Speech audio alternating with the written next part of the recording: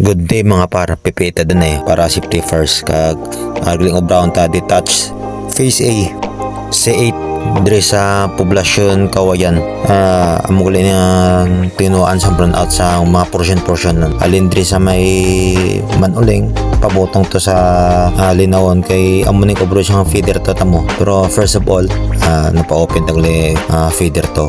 Pero para sigurado ta kay life ko di nakataya panigurado lang di ko na para sang kuring na siya makabuhi pagkuha sang isa may ibulos pa nga 8 te sure lang safety first para tigayon ta kag isa pa may kinahanglan kita tanay nga mga gamit nimo nga pareho sang hotline tester kag proper earthing kay para sa safety mo na sang personal na gobra para sa amon taling way tami mo kay kung anong ara da nimiton ta improvise na ta perme kag DIY sige lang importante makaserbisyo ta kag mapasigaan ta sila pero safety first kaya unahan ta kabuhi ta kay like I said I have only one life te amo nang ginalungan ko gini kay para sa akon nga asawahon kag sa mabilin nga pamilya ko kay pangabudlay ko para sa ilay mo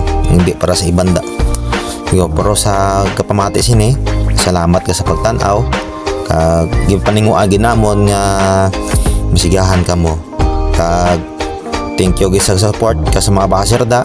Sige lang padayon na kamo da pero kami magpadayon na kami kag sa mga viewers ko da kag subscriber at thank you very much and we gonna try our best to fix the line for your convenience. Thank you and good day.